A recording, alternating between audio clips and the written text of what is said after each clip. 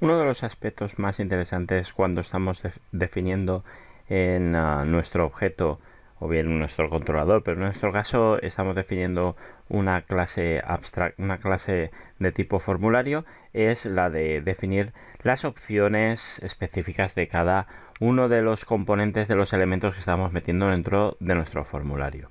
Vamos a ver algunos ejemplos porque hay algunos que son generales a absolutamente todos los o casi todos los elementos, como por ejemplo es el que vamos a ver de label o class, y otros que van a ser más dependientes de el tipo de elemento que vayamos a poner, como dentro de la documentación, lo que nos explica en el data type. Fijaos que cuando nosotros entramos dentro del uno de los text field, veréis que tenemos una serie de opciones que podemos utilizar. Veis aquí como el required o el label. El label, fijaos que nos va a permitir definir una etiqueta para nuestro elemento, dentro del dentro de nuestro formulario. Fijaos que no es ni más ni menos que lo que va a aparecer delante de nuestro formulario. Por ejemplo, imaginaos que queremos cambiar el label de nuestra ciudad y ponerle otra cosa. Bueno, pues nos iríamos a nuestro, fijaos que en la documentación está bien clara cómo podemos utilizar estas opciones. Fijaos que pondríamos dentro del elemento que estemos añadiendo un array asociativo donde una de las propiedades opciones sería el label que le queremos introducir. Vale, pues vamos a hacerlo y vais a ver qué fácil es. Fijaros que aquí tenemos ciudad y que definiríamos un array donde definiríamos el label. Fijaos que estamos ni más ni menos que haciendo esto de aquí, y vamos a definiríamos que el label para este elemento, en vez de ser ciudad, sería en nuestro caso lugar de nacimiento, por ejemplo, o lugar del ciudad del evento, que tiene más sentido. Muy bien. Si ahora recargamos el formulario, fijaos que qué forma tan sencilla y tan fácil para definir el label de cada uno de los elementos. Cuando estamos dibujando, cuando estamos configurando nuestro formulario, uno de los aspectos más importantes es la presentación. Y para la presentación veréis que tenemos múltiples opciones. Una es configurarla dentro de nuestro abstract type, dentro de nuestro formulario, o bien cuando vayamos a pintarlo en nuestro view. Vamos a ver, ya que estamos viendo las diferentes opciones que le podemos añadir dentro de nuestro objeto, vamos a ver dos elementos muy interesantes y que, vuelvo a repetir, dependerá del tipo que estemos manejando. El primero de ellos, ya que hemos visto el label, es el label attribute. Veis aquí que yo le puedo colocar qué CSS quiero definir.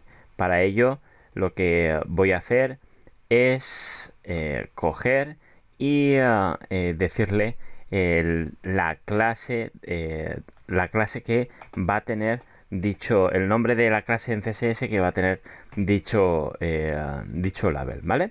Entonces voy a coger la opción y voy a seguir añadiendo más elementos. En este caso es este, y en este caso le voy a decir que va a ser un array,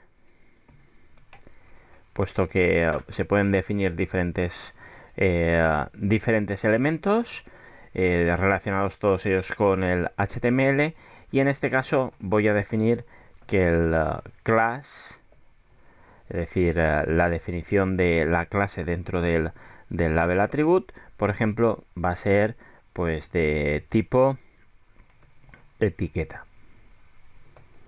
Bueno, Como no lo tengo definido dentro del CSS, ni tengo incluido ningún CSS, vamos a verlo simplemente a nivel de código cómo se modifica esto, y veréis que sería una cuestión, vamos a hacer un control shift y sería una cuestión de definir, vuelvo a repetir, dentro del CSS, que esta etiqueta, esta clase que la acabo de denominar etiqueta, se comportase de alguna forma, como por ejemplo que fuese negrita o que fuese de alguna forma.